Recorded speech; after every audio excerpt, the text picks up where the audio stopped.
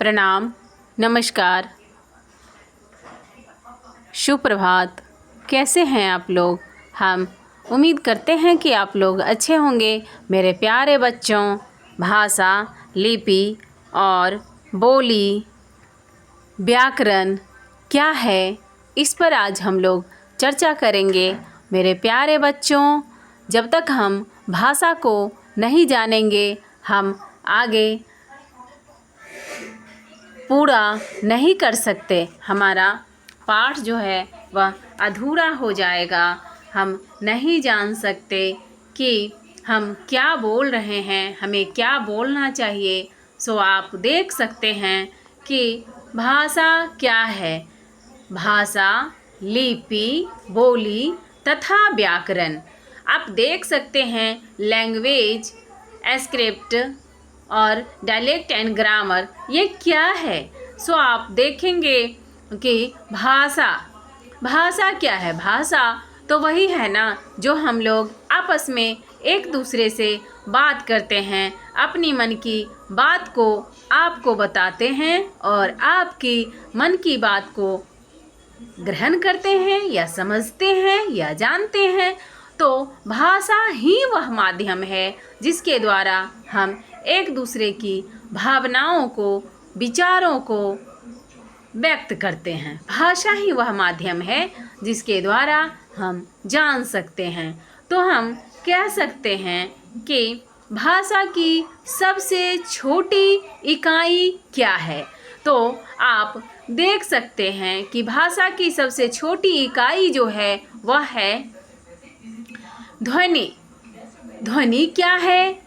तो ध्वनि जो हमारे मन की आवाज़ है, जो हमारी विचार है, जो विचार हम एक दूसरे से व्यक्त करना चाहते हैं, तो वह जिसके माध्यम से हम व्यक्त कर पाते हैं वही तो ध्वनि है।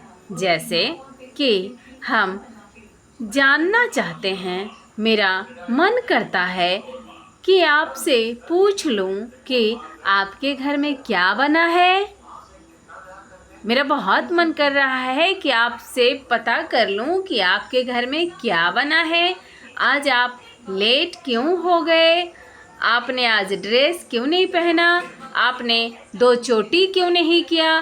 तो जिस माध्यम से आप बोलेंगे कि मेरी माँ घर पे नहीं थी, इसीलिए हमने 2 चोटी नहीं किया। मेरी माँ घर पे नहीं है, आज मेरे घर में खाना नहीं बना। तो इसी माध्यम को, जिस माध्यम से हम अपनी भावना को व्यक्त करते हैं, वही तो ध्वनि है। और ध्वनि के जो लिखित रूप है वही तो वर्ण है।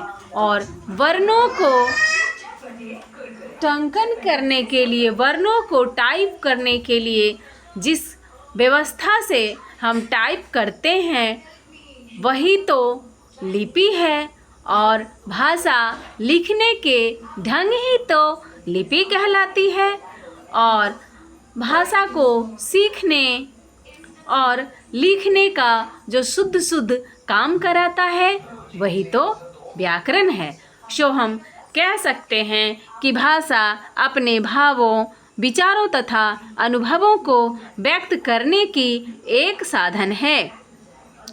मनुष्य अपने भावों का प्रदर्शन अंग संचालन, चित्र द्वारा, क्रियाकलाप द्वारा व भाषा व्यवहार द्वारा करता है। इसके द्वारा हम अपने भावों की अभिव्यक्ति तो कर सकते हैं, परंतु पूर्णता के साथ नहीं। अपने भावों की अभिव्यक्ति पूर्णता प्रदान करने के लिए हम ध्वनि संकेतों का प्रयोग करते हैं। जो अभी हम ध्वनि की बात किए, जो हमारी मन की आवाज़ है, जो हमारे इच्छाएं होती है, जिसको हम बोलते हैं, और बोलने से जो आवाज़, जो भी आवाज़ निकलती है वही तो ध्वनि है। हमारी मन की बातों को किसी के सामने प्रकट करने के लिए जिस माध्यम का प्रयोग करते हैं वही ध्वनि है।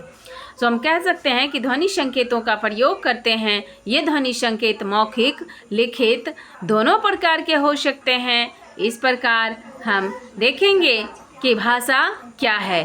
उसकी परिभाषा को आप देख सकते हैं कि भाषा सार्थक ध्वनि प्रतीकों की एक ऐसी व्यवस्था है जिसके द्वारा मनुष्य अपने मन के भाव, विचार व अनुभवों को मौखिक या लिखित रूप में अभिव्यक्ति कर सकता है। वह दूसरे के भाव, विचार और अनुभवों को समझकर ग्रहण कर सकता है। जैसे कि आप एक चित्र में देख पा रहे हैं कि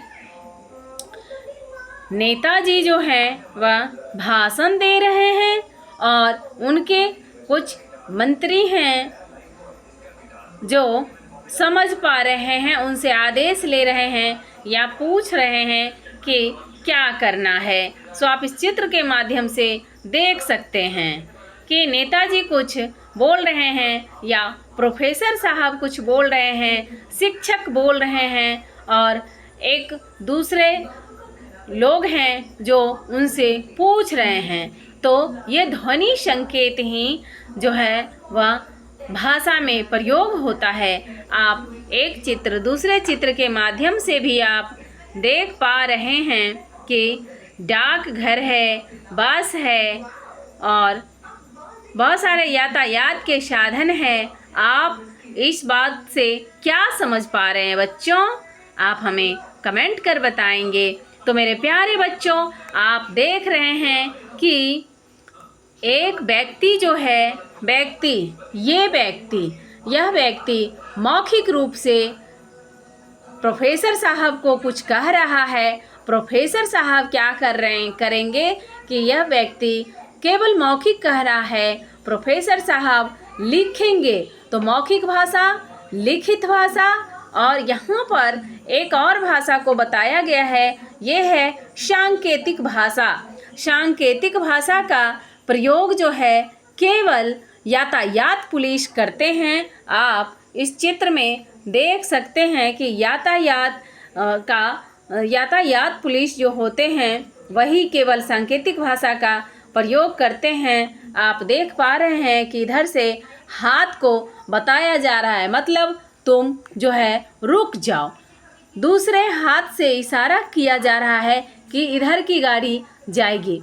तो भाषा के कितने रूप हैं तो आप जान सकते हैं कि भाषा के 3 रूप हैं, 3 प्रकार हैं, 3 भेद हैं। लेकिन पढ़ने लिखने के क्रम में हम 2 ही भाषा का प्रयोग करते हैं, जिसमें एक है मौखिक भाषा, जिसके इनसे समझ सकते हैं कि ये मुंह से कह रहे हैं, केवल बोल रहे हैं, और इनका काम है कि वह लिखित भाषा जब भी पढ़ने लिखने के क्रम में आप देख पा रहे हैं कि पीछे से ब्लैक बोर्ड है, मतलब श्याम पट है और शिक्षक हैं, और यहाँ पर आप एक टेबल देख रहे हैं, ये भाषण हो रहा है या फिर व्याख्यान दे रहे हैं।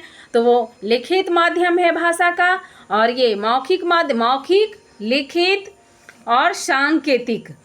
तो पढ़ने लिखने के क्रम में आपको 2 ही मुख्य रूप से भाषा मिलेगा, जो मौखिक भाषा और लिखित भाषा। अब आप देख पा रहे हैं कि मौखिक भाषा में जो केवल बोलकर अपनी भावनाओं को दूसरे तक पहुंचाना, लिखित जो केवल लिखकर सरकारी कार्यालयों में प्रयुक्त होने वाली जो भाषा है वह लिखित भाषा है। आगे हम इसका विस्तार जानेंगे। और सांकेतिक भाषा कभी कभी हम लोग प्रयोग में लाते हैं, जैसे इशारा कर दिए बैठ जाओ, गर्दन हिला लिए आ जाओ। यातायात पुलिस एक बार इधर का सीटी बजाते हैं तो गाड़ी जाती है। आप देख पा रहे हैं कि लाल बत्ती, पीली बत्ती, हरी बत्ती, 3 टाइप की बत्ती होती है, और जलने पर लोग अपने आप गाड़ियां रोक देते हैं। देख पा रहे हैं आप कि बहुत सारी बसें जो है वह रुकी हुई है, और इनके संकेत के द्वारा, सांकेतिक भाषा के द्वारा वह गाड़ियां चल देती है। सो आगे आप देख पाएंगे भाषा की विशेषताएं क्या है। तो भाषा की विशेषता क्या है? भाषा संप्रेषण का एक माध्यम है। इसके द्वारा विचारों का आदान प्रदान होता है। संप्रेषण, संपर्क करने का एक माध्यम है। संपर्क करना, एक दूसरे से बातचीत करना, एक दूसरे के बारे में जानना, एक दूसरे की भावनाओं को ग्रहण करना। भावना मतलब बातों को जानना, प्राप्त करना और अपनी बातों को कहना। तो हम कह सकते हैं कि भाषा संप्रेषण एक माध्यम है जिसके द्वारा विचारों का आदान और प्रदान मतलब लेना और देना होता है। दूसरे में हम देख सकते हैं भाषा परिवर्तनशील है, इसमें कभी स्थिरता नहीं रह सकती है। तीसरा देख सकते हैं भाषा के विभिन्न रूप हैं, विश्व में अनेक प्रकार की भाषाएं बोली जाती है। तो हम कह सकते हैं कि भारतीय संविधान में 22 भाषाओं को मान्यता दी गई है।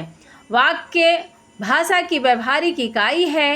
वक्ता या श्रोता वाक्यों के द्वारा अपने विचारों का आदान प्रदान करते हैं। आगे हम देख सकते हैं कि विश्व में लगभग 3000 भाषाएं बोली जाती है। विश्व के लगभग 2/3 लोगों द्वारा बोली जाने वाली जो भाषा है वह हिंदी है, अंग्रेजी है, चीनी, उर्दू, अरबी, फ्रेंच, रूसी, जर्मन और संस्कृत।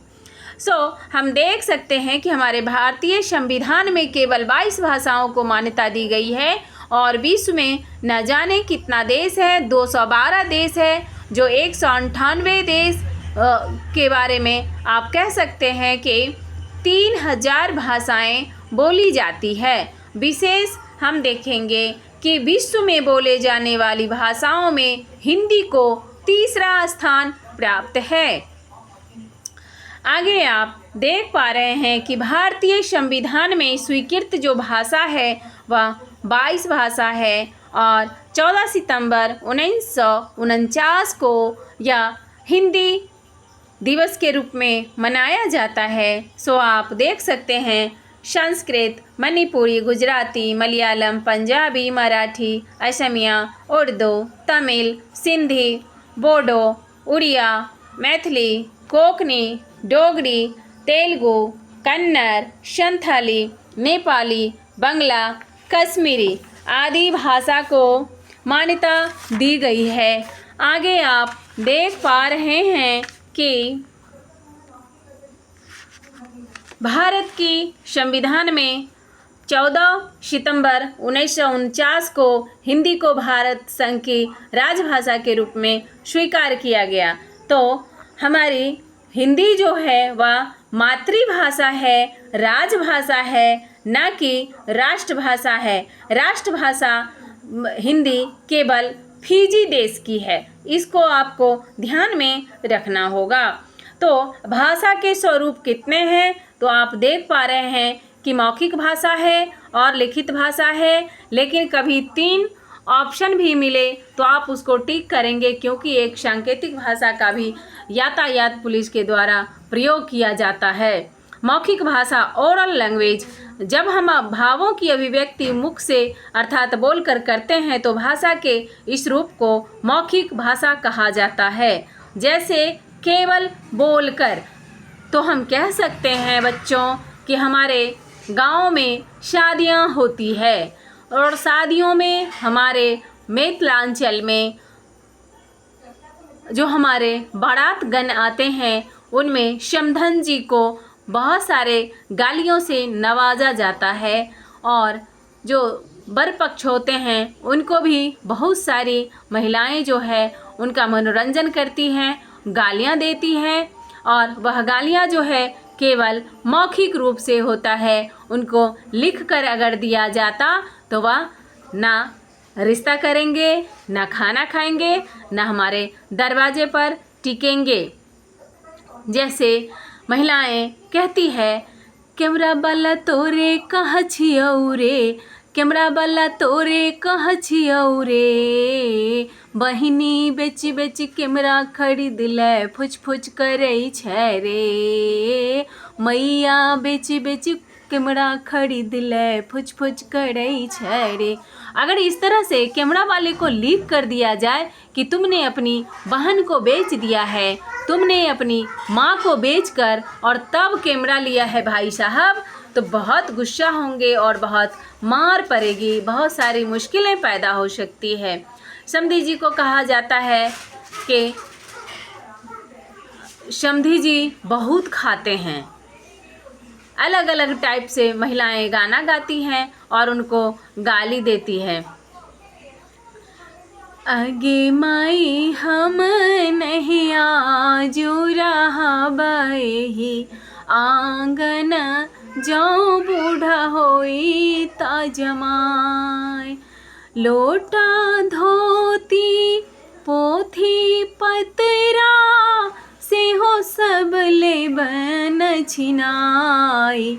गे माई जौ कुछ बजता नारद बाभन दाढ़ी धई का घिसियाय। तो अगर यह समधी जी को लिख कर दिया जाए और पंडित जी को लिख कर दिया जाए कि अगर आप कुछ बोलिएगा तो दाढ़ी उखाड़ के और हाथ में रख देंगे, और पंडित जी को और भी कहा जाए कि दाढ़ी पकड़ पकड़ के घिसियाएंगे, घसीटते हुए ले जाएंगे, लिख कर दे दिया जाए तो बहुत मुश्किलें पैदा होगी। लेकिन केवल बोल कर कहा जाता है वही तो मौखिक भाषा है। नेताजी का भाषण जो है मौखिक भाषा है। आप कह सकते हैं कि आपके घरों में जो बैठकर शाम को बातचीत की जाती है अपने परिवार के बीच, मौखिक भाषा है। इस तरह से केवल बोलकर प्रकट की जाने वाली भाषा जो है वह मौखिक भाषा है। अब हम देखेंगे लिखित भाषा क्या है। तो मौखिक भाषा में एक बात ध्यान रखना है कि भाषा के मौखिक रूप में समय और स्थान के अनुसार परिवर्तन होते रहते हैं, इसलिए यह रूप परिवर्तनशील कहा गया है, क्योंकि आपको समय और उचित स्थान देखकर उचित लोगों से बात करनी होगी, न कि आप जाएंगे किसी कार्यालय में और वहाँ पर अपने प्रिंसिपल को बोलेंगे कि अभी हमको चाहिए, मम्मी अभी हम खाना नहीं खा रहे, अभी हमको चाउमीन चाहिए।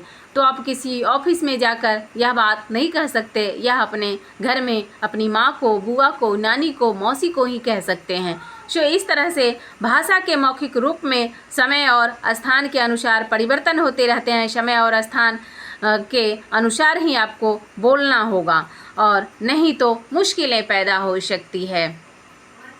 लिखित भाषा को देखेंगे कि जब हम अपनी भावों को व्यक्त करने के लिए किसी को लिख कर देंगे वह लिखित भाषा होगा। और तो हम देख सकते हैं कि जब हम अपनी भावों की अभिव्यक्ति लिख कर करते हैं तो भाषा का यह लिखित रूप लिखित भाषा कहलाता है। लिखित भाषा के द्वारा हम अपने भावों व विचारों को लंबे समय तक सुरक्षित रख सकते हैं। जैसे कि आपका सरकारी कार्यालयों में केवल लिखित भाषा का प्रयोग होता है। सरकारी जितने भी कार्यालय हैं सभी में आप देख सकते हैं कि अब सांकेतिक भाषा तो आपको पता ही है कि केवल संकेत के द्वारा, केवल इशारों के द्वारा प्रयोग की जाने वाली जो भाषा है वह सांकेतिक भाषा है, जिसका हम लोग प्रयोग लिखने पढ़ने के क्रम में नहीं करते हैं। अब हम देखेंगे कि लिपि क्या है। लिपि भाषा लिखने के ध्वनियों के लिखने के जो ढंग है, कोई ध्वनि संकेत है, चिन्ह है, उसी को तो लिपि कहते हैं। तो आप देख सकते हैं कि लिपि भाषा की मूल ध्वनियों को लिखकर प्रकट करने के लिए कुछ संकेत या चिन्ह निश्चित किए गए हैं। इन्हीं चिन्हों के लिखने को ढंग को लिपि कहते हैं। संसार में अनेक प्रचलित भाषाएं व उनकी अनेक अपनी लिपियां हैं। हिंदी भाषा की लिपि देवनागरी है और यह बाईं से दाईं ओर लिखी जाती है। इसका जन्म भारत की प्राचीनतम ब्राह्मी लिपि से हुआ है। भारतीय भाषाओं में संस्कृत, हिंदी तथा मराठी देवनागरी लिपि में लिखी जाती है। गुजराती, पंजाबी, उड़िया, बंगला भाषा की अपनी अपनी स्वतंत्र लिपियां हैं जो देवनागरी से ही विकसित मानी जाती है। पंजाबी भाषा की लिपि को गुरुमुखी लिपि कहा जाता है। विश्व की भाषाओं में अंग्रेजी, रोमन और फारसी लिपि है। यह दाईं से बाईं ओर लिखी जाती है। यूरोप की अधिकांश भाषाएं आंशिक परिवर्तन के साथ भी इसी में लिखी जाती है। अरबी तथा उर्दू की लिपि फारसी है। यह दाईं ओर से बाईं ओर लिखी जाती है। बोली को हम देखेंगे, बोली क्या है। तो किसी क्षेत्र विशेष में प्रयोग की जाने वाली भाषा का जो स्थानीय रूप है, जिस स्थानीय रूप से एक दूसरे से संपर्क साधते हैं उसी को बोली कहते हैं। हरियाणवी, मारवाड़ी, भोजपुरी बोलियां हैं। तो हम देख के कह सकते हैं, सुन के कह सकते हैं, जानते हैं कि हमारे बिहार में मुख्यतः 5 बोलियां हैं, लेकिन हम लोग जो अपने क्षेत्र विशेष की दृष्टि से अलग अलग प्रयोग में लाते हैं। हमारे यहाँ ठेठ ग्रामीण है, मैथिली भी है, भोजपुरी भी है और मगही भी बोली जाती है। एरिया बेसिस पे पटना के कुछ क्षेत्र में मगही बोली जाती है। दरभंगा, मधुबनी, समस्तीपुर, मुजफ्फरपुर इन सब में मैथिली बोली जाती है। मुजफ्फरपुर, सिवान, छपरा में भोजपुरी बोली जाती है। तो इस तरह से तो हम देखेंगे बोली व भाषा में क्या अंतर है। तो बोली का जो क्षेत्र है आप देख पा रहे हैं कि बोली का क्षेत्र सीमित होता है। इसमें साहित्य रचना नहीं होती है, सरकारी कामकाज में इसका प्रयोग नहीं होता है। छत्तीसगढ़ी, राजस्थानी बोलियां हैं। तो आप कैसे हम जान सकते हैं कि ठेठी बोली गांव की भाषा, जैसे मैथिली भाषा को भारतीय संविधान ने मान्यता दिया है, संस्कृत को मान्यता दिया है, लेकिन जो ठेठ ग्रामीण जैसे हमारे बेगूसराय जिला, सब बिहार के बेगूसराय जिला में बोली जाती है, जो रौ खाना खैले, रौ खाना खैले, तो इसमें साहित्य की रचना नहीं होती है। हमारे समस्तीपुर के कुछ क्षेत्रों में बोली जाती है ना इलाहा, ना आइथिन, ना जैथिन, ना खैलखिन, ना खैथिन, ना सुनलखिन। तो इसमें इस तरह की बोलियों में कोई साहित्यिक रचना नहीं होती है। सरकारी कामकाज में भी इसका प्रयोग नहीं होता है। भोजपुरी, मैथिली, मगही, ठेठ ग्रामीण में तो मैथिली में भी साहित्य की रचना हुई है और भोजपुरी में साहित्य रचना के ज़्यादा चलन नहीं है। भाषा का क्षेत्र, अब हम देखेंगे कि बोली का क्षेत्र जो है सीमित होता है। समस्तीपुर में कुछ और है, बेगूसराय में कुछ और है, दरभंगा में कुछ और है, मधुबनी में कुछ और है, मुजफ्फरपुर में कुछ और है। लेकिन भाषा का क्षेत्र जो है विस्तृत होता है या एक राज्य से दूसरे राज्य तक फैला होता है। इसमें साहित्य रचना होती है, सरकारी कामकाज में इसका प्रयोग होता है। हिंदी, अंग्रेजी भाषाएं हैं, बोली नहीं है वो। हिंदी भाषा का महत्व क्या है? तो हिंदी सरल व जीवंत भाषा है। यह देश के अधिकांश प्रदेशों में प्राथमिक माध्यमिक विद्यालयों में अनिवार्य भाषा के रूप में पढ़ाया जाता है। उत्तर प्रदेश, बिहार, उत्तराखंड, मध्य प्रदेश, राजस्थान, छत्तीसगढ़, हरियाणा मतलब सभी राज्यों में हिंदी में ही पढ़ाया जाता है। हिंदी का भी प्रयोग होता है, उनका जो स्थानीय बोली है उसका भी प्रयोग होता है और उनकी जो भाषा है उसका भी प्रयोग होता है। तो हम देखेंगे कि प्रमुख भाषा के रूप में हिंदी का प्रयोग होता है कहाँ कहाँ? तो उत्तर प्रदेश, बिहार, उत्तराखंड, मध्य प्रदेश, राजस्थान, छत्तीसगढ़, झारखंड, हरियाणा, हिमाचल प्रदेश तथा दिल्ली में प्रमुख भाषा के रूप में हिंदी का प्रयोग होता है।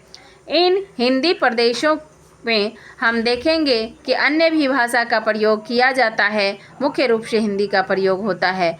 पंजाब, महाराष्ट्र व गुजरात में द्वितीय भाषा के रूप में इसका प्रयोग होता है। दक्षिण भारत के राज्यों में तथा पश्चिम बंगाल, जम्मू कश्मीर एवं पूर्वोत्तर राज्यों में संपर्क भाषा के रूप में प्रयोग किया जाता है। विश्व के अनेक विश्वविद्यालयों में भी हिंदी शिक्षण की व्यवस्था है। हिंदी हमारी मातृभाषा है।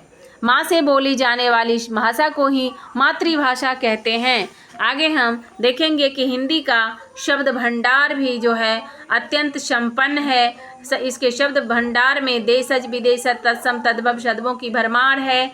हिंदी को गौरवपूर्ण स्थान प्राप्त है और इसको गौरवपूर्ण स्थान देने के लिए प्रतिवर्ष 14 सितंबर को हिंदी दिवस के रूप में मनाते हैं। व्याकरण, बी जोर आ जोर करण, बी जोर आ जोर करण के योग से बना है। इसका अर्थ है भली भांति समझना। व्याकरण के अंतर्गत नियम आते हैं जिनके द्वारा हम भाषा को शुद्ध रूप से लिखना, पढ़ना व बोलना सीखते हैं। आप देख सकते हैं कि व्याकरण के लाभ क्या क्या हैं। व्याकरण के द्वारा ही हम शुद्ध पढ़ एवं लिख सकते हैं, पढ़ते लिखते सीखते भी हैं। व्याकरण भाषा के स्वरूप को शुद्ध करता है, भाषा के उचित प्रयोग करना सिखाता है, भाषा की प्रकृति व संरचना को स्पष्ट करता है, भाषा के सर्वमान्य रूप को प्रकट करता है। व्याकरण भाषा को नियमबद्ध व सुसज्जित करता है। भाषा के विभाग क्या हैं? आप देख पाएंगे कि भाषा के विभाग मतलब भाषा को कुछ अलग अलग विभागों में वर्गीकरण किया गया, बांटा गया है। तो व्याकरण के मुख्य 4 भाग हैं। व्याकरण के वर्ण विचार है, शब्द विचार है, पद विचार है और वाक्य विचार है। तो आप देख सकते हैं कि वर्ण विचार में व्याकरण के जिस भाग में वर्णों की बनावट, वर्ण की बनावट हम पढ़ेंगे आगे, उनके भेद व उनकी शुद्धता पर विचार किया जाता है, वह भाग वर्ण विचार कहलाता है। शब्द विचार, व्याकरण के जिस भाग में 2 शब्दों की बनावट, उनके भेदों व बहुशुद्धता पर विचार किया जाता है, उसके भाग को शब्द विचार कहते हैं। आगे हम देखेंगे पद विचार। जब शब्द को वाक्यों में प्रयुक्त किया जाता है तो वाक्य में प्रयुक्त शब्द पद कहलाता है। पद विचार में पद तथा उनके भेदों और रचना आदि का अध्ययन किया जाता है। वाक्य विचार क्या है? अब हम वाक्य विचार में देखेंगे कि वाक्य के व्याकरण के जिस भाग में वाक्यों की बनावट, भेद तथा शुद्धता आदि पर विचार किया जाता है, उस भाग को वाक्य विचार कहते हैं। आओ हम दोहराएं, हम लोग फिर से दोहराते हैं। भाषा विचारों के आदान प्रदान का माध्यम है। भाषा के 2 रूप होते हैं, मौखिक व लिखित। ध्वनि, वर्ण, शब्द, वाक्य भाषा की इकाइयाँ हैं। व्याकरण भाषा के स्वरूप को शुद्ध करता है। वाक्य, पद, शब्द व वर्ण विचार व्याकरण के भाग हैं। ध्वनियों को प्रकट करने के लिए प्रयुक्त लेखन चिन्ह लिपि कहलाते हैं। भाषा लिखने के ढंग को भी लिपि कहते हैं। बोली भाषा का क्षेत्रीय रूप है, क्योंकि कुछ दूर पर बोलियां जो है बदलती रहती है, ब्लॉक वाइज, पंचायत तो नहीं, ब्लॉक वाइज बोली बदल जाती है। हिंदी भारत की राजभाषा है, न कि राष्ट्रभाषा है। अब आप कुछ प्रश्नों को भी देख सकते हैं। भाषा अभिव्यक्ति के प्रमुख भेद कौन कौन से हैं? तो आपने पढ़ा है तो आप बना भी सकते हैं। आप लिपि किसे कहते हैं? आपको पता है गुरुमुखी लिपि की किस भाषा की लिपि है गुरुमुखी, और ये देख सकते हैं आप। आपको कुछ प्रश्नोत्तर करने हैं।